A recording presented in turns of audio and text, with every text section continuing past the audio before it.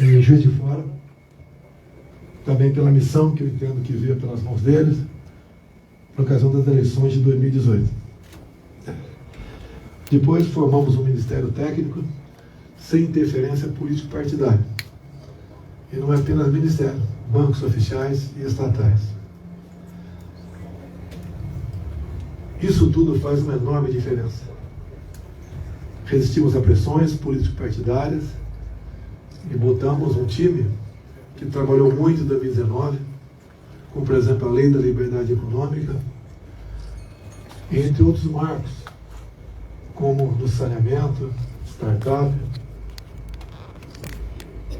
BR do Mar, ferroviário, entre outros. Também saneamos as NR, normas regulamentadoras, um emaranhado de normas que dificultavam muito a questão do empresariado. Isso tudo foi uma vacina para 2018 na questão econômica. Pegamos 2020, lamentavelmente a pandemia, muitas pessoas perderam a vida no mundo todo, não foi só no Brasil. Acredito que tenha feito o possível para ajudar no combate à Covid. Houve da minha parte algum exagero no par de minhas palavras, peço desculpas, mas faz parte da emoção, talvez da minha educação que eu tive em casa, bastante rígida, e agradeço a meus pais, e também meus 15 anos de Exército Brasileiro. Vencemos 2020, chegamos 21, continuou a questão da Covid, tivemos uma das maiores secas da história do Brasil, vencemos, graças a Deus, chegou 22, tivemos uma guerra lá fora. Antes dela iniciá-la, fui à Rússia negociar com o presidente Putin o não corte de fornecimento de fertilizantes para o Brasil. Tivemos sucesso. Se não tivéssemos ido negociar, tivéssemos aderido o lado do boicote, hoje o Brasil não teria sua segurança alimentar garantida, bem como a segurança alimentar de mais de 1 bilhão de pessoas ao redor do mundo. Críticas muito sofri naquela época, até de gente do meu governo, mas a consciência do dever cumprido. Eu sou o presidente do Brasil. Lamentamos a guerra lá fora também. Conversei também com o presidente Zelensky, questão de 2 meses. Ele insistiu na questão do boicote. Eu sentia na sua entonação de voz a sua preocupação e sempre procuro colocar do outro lado, para poder bem decidir por lá de cá. Eu apenas disse-lhe, se essa medida, ou se eu tivesse o poder de botar um ponto final na guerra, ela não teria começado. Não é uma página virada, porque a guerra continua lá ainda. Torcemos, também faço minhas orações e peço a paz. Disso tudo, uma inflação no mundo todo, e bastante alta, em especial nos combustíveis e também nos alimentos. Há poucos meses, o Parlamento Brasileiro, desde junho, aprovamos um teto para o ICMS, Imposto Estadual dos Combustíveis, e zeramos todos os impostos federais nos combustíveis. Despencou o preço da gasolina e do etanol. Em São Paulo, gasolina na ordem de R$ 4,50. Etanol, muitos postos, com R$ 2,50. Isso puxou a inflação para baixo. E aí, obviamente, a nova notícia agora, da Abras, Associação de Brasileiros de Supermercados, o preço dos alimentos do mês passado para esse mês caiu 10%.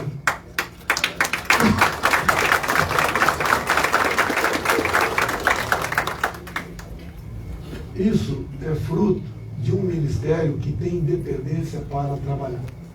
Como eu estava conversando com o Gilson agora há pouco, os números do turismo, já voltamos àquele existente antes da pandemia. E muita promessa de fora para dentro aqui no Brasil. O Brasil é um país que tem regiões fantásticas tocante à beleza. Citamos aí várias, Pantanal Sul-Mato-Grossense, nossa Amazônia, os Pampas, Lençóis, entre outros aqui. Então o Brasil está no caminho certo. Agora na vida também, de vez em quando eu acerto, né, que eu dou palpite na economia, reservado. Eu e Paulo Guedes, eu levo o que penso para ele. Veio uma dele, coisa rara. e pedi para ele para desonerar a folha da saúde no Brasil. São 17 setores que já estão desonerados, e ele falou que eu poderia anunciar a desoneração da saúde no Brasil, que o impacto é compatível. O que é a desoneração? Hoje, o setor não desonerado paga um imposto em cima da folha, em média 20%. A desoneração passa a ser de 1 a 4% do faturamento bruto da empresa. Vai ser vantajoso, e vamos dar mais uma sinalização para a questão do piso da enfermagem no Brasil, que o Supremo resolveu barrar. Entrando no segunda parte, a questão de economia agora, nós, mesmo durante a pandemia, durante a pandemia, 2020 e 2021, nós mandamos recursos para estados e municípios, independente do partido político daquele governador ou prefeito. Logicamente, eles botaram suas contas. Eles botaram suas contas em dia, e há 2 anos os senhores não vê nenhum servidor estadual ou municipal com a sua folha de pagamento atrasada ou seu 13º parcelado. Isso vem da nossa política também de menos Brasil, mais Brasília. Além dos combustíveis.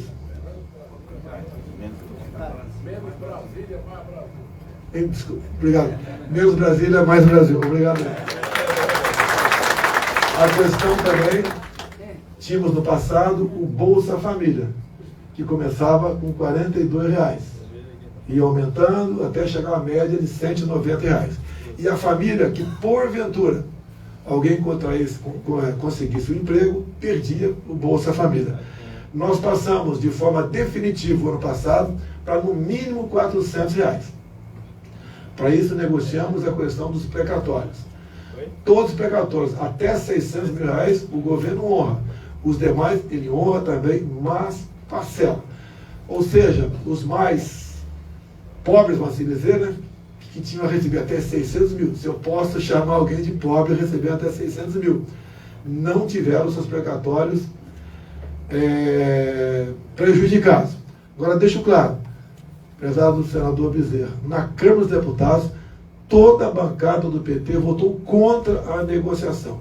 Se nós dependêssemos do PT, não teríamos o Auxílio Brasil de R$400 o ano passado. Assim como, quando votamos a tal da PEC lá, que tratou dos combustíveis, no Senado, todos os senadores do PT votaram contra a redução dos impostos dos combustíveis, aí incluindo, obviamente, a nossa gasolina. No corrente ano, resolvemos avançar. Demos um extra de R$200 para o Auxílio Brasil até o final do ano. E já conversado com a equipe econômica e com Arthur Lira, está garantida a manutenção desse extra de R$200 também para 2023. Ou seja, atendemos aos mais necessitados. Conversando com o Gilson agora há pouco, ele me deu uma informação que tem mercado aqui em Recife, que vende o frango congelado a R$10. R$10. Então, com o Auxílio Brasil, dá para comprar 60 quilos de frango. Quando se fala também em preço dos produtos da cesta básica, nós zeramos de forma definitiva, lá atrás, todos os impostos federais da cesta básica. Com aquela alta que tivemos por ocasião do Covid, aquela errada política do fica em casa, a economia te vê depois. Eu fui contra essa política. Pelo que eu conheço no mundo todo e aqui dentro do Brasil, apenas eu fui contra essa política, que deu realmente tudo errado. Por questão de Covid, o tempo veio mostrando que realmente tudo que foi feito para combater a Covid foi no caminho, no mínimo, equivocado.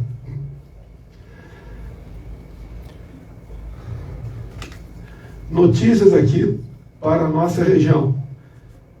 2 portarias que são assinadas pelo ministro da Minas e Energia nos próximos dias permitirão regulamentar o marco legal das eólicas offshore. O que é isso? Aqueles cataventos que vão ser colocados na costa do Nordeste. A costa do Nordeste é uma das melhores regiões do mundo para esse tipo de energia. E ali gera essa energia, faz a hidrólise e temos o hidrogênio verde. Vários países querem comprar já esse nosso hidrogênio verde. O potencial de gerar energia na costa nordeste equivale a 50 Itaipus. O Nordeste será reindustrializado e será grande exportador de energia verde. Interessa para nós também, né? Já começou agora nesse mês a construção do linhão, lá do Amazonas a Boa Vista. Roraima não tinha energia elétrica integrada ao Sistema Nacional. Passará a ter. Também esse mês de novembro retomaremos as obras de Angra 3.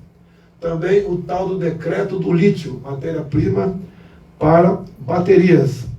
A exploração no Vale do Jequitinhonha já começa a se tornar uma realidade. E esse Vale do Jequitinhonha é a região mais pobre de Minas Gerais. Mais pobre e uma das mais ricas do mundo em lítio.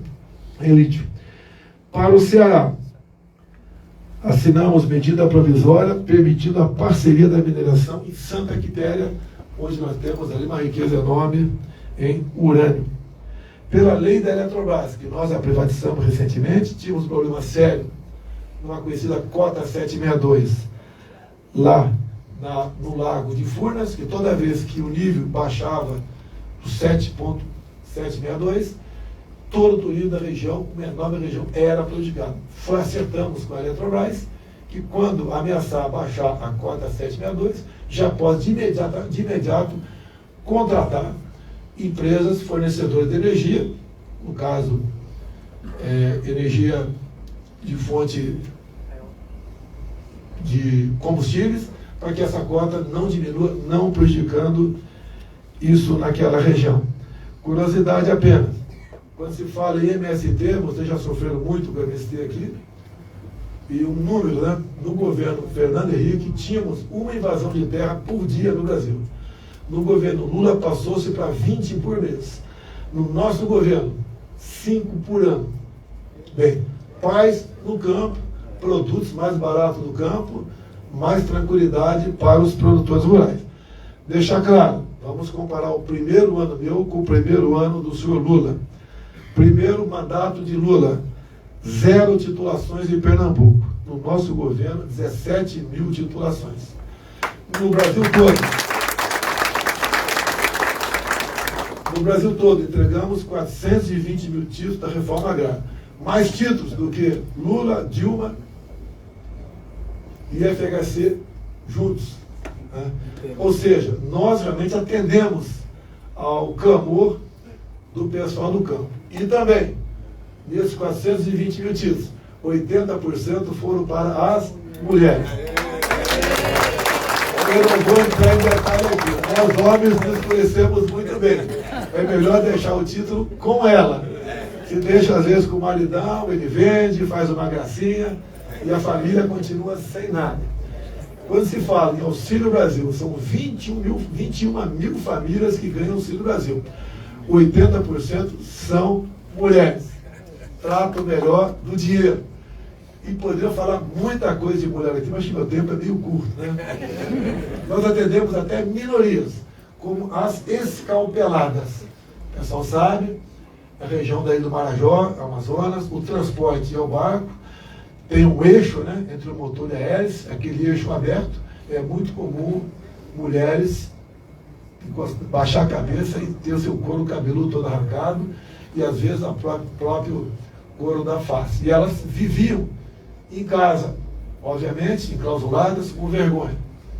Bem, junto à Marinha do Brasil, Capitania dos Portos, essas embarcações, quase todas já estão com a proteção no eixo. E mais ainda, colocamos essas mulheres no BPC. Elas passam a ganhar um salário mínimo por mês para amenizar as suas dores. Falava em 2018 que eu ia acabar com o seguro defeso. Obviamente, não acabamos. Ainda colocamos as marisqueiras, aquelas mulheres que catam aí caranguejo nos mangues. Maneira de atender as mulheres. Novo dado, agora chegou hoje o dado, fresquinho. O número de mortes por 100 mil habitantes do Brasil baixa pela primeira vez desde quando foi criado esse critério, a menos de 20 por 100 mil. É uma nota que o governo está dando certo no combate à violência. Obviamente, aí tem a participação dos senhores governadores. Então, um dado para ser preservado. Medidas tomadas. Ministério da Justiça, integrado com os secretários. E um assunto que muita gente diz para não falar. Talvez também a questão de facilitação, com critérios, obviamente, para que o cidadão possa ter uma arma de fogo para se defender. Isso inibe a ação de certas pessoas que, antes de tentar invadir uma casa, fica sabendo que pode sofrer uma reação. Isso inibe a morte no Brasil. Basicamente, isso da economia, teria muito para falar, mas o tempo é curto. A questão das pautas conservadoras. O senhor sabe, eu sou católico, né? Sou cristão. A minha esposa é evangélica. Confesso, descobri, por ocasião da convenção do Partido do Rio, um lado que eu não conhecia dela. Ela fala muito bem. Comigo, ela grita em casa em libras. Eu não tenho problema. Tá? Mas ela fala muito bem, dá um recado muito bem. Realmente é uma cristã evangélica. Puxar a brasa é minha sardinha, né? Exemplar. Tá?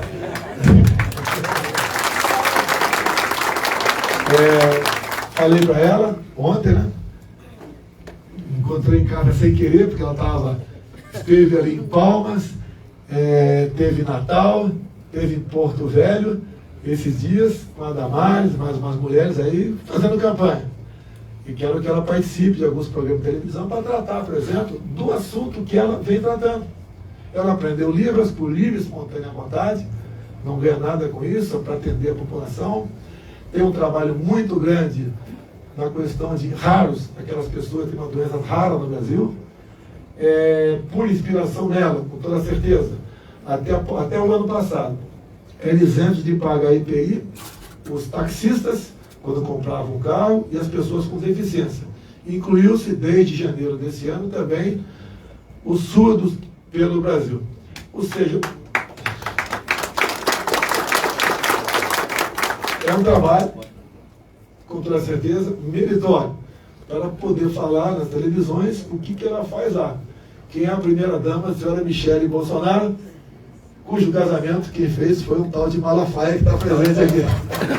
E ele deu um sermão que até hoje eu não esqueci. Então, o casamento vai durar mais uns 50 anos no mínimo, tenho certeza disso. Pautas conservadoras para encerrar. 90% do Brasil são cristãos. E temos uma cultura judaico-cristã. Né? E nós aqui somos contra o aborto. Acho que precisa entrar em detalhes, entendemos que a vida existe desde a concepção. Quem já viu algum filme sobre aborto sabe da violência que é. Quem já viu um filme de um cara aí defendendo o aborto, sabe também que isso aí começa a mexer com a família. Nós somos contra a legalização das drogas, apesar de sabermos que tem droga por aí. Se legalizar, o pessoal vai vender dentro da sala de aula. E só quem não sabe a dor de uma mãe ou de um pai que tem um filho no mundo das drogas pode falar em legalização. E também a questão da ideologia de gênero. Estando em Belém, parei numa palafita lá com o nosso barco da Marinha e conversei lá com uma senhora. Perguntei se ela sabia o que era ideologia de gênero. Uma pessoa humilde falou que não sabia. E estava uma filha de 6 anos do lado. Eu falei uma pequena parte da ideologia de gênero. Imagina a sua filha na escola, no intervalo, vai no banheiro e lá tem um moleque de 10, 12 anos fazendo pipi. O que você não acha disso? Ela ficou horrorizada. Falei que isso, né, com outras palavras, é um decreto de 2009 do ex-presidente Lula, que começou a implementar isso nas escolas no Brasil. Falei um pouquinho dos livros que existiam e como era o nosso governo hoje em dia.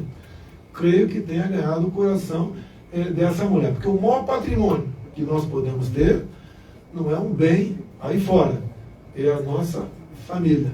E toda vez, né, que um casal tem um filho, sabe que a sua responsabilidade aumenta e muito. Por isso, aproveitando o gancho, Zé, Eu acho que é uma diferença, acho não, há uma diferença enorme sobre os dois nomes que disputam eleição no próximo dia 30 de outubro.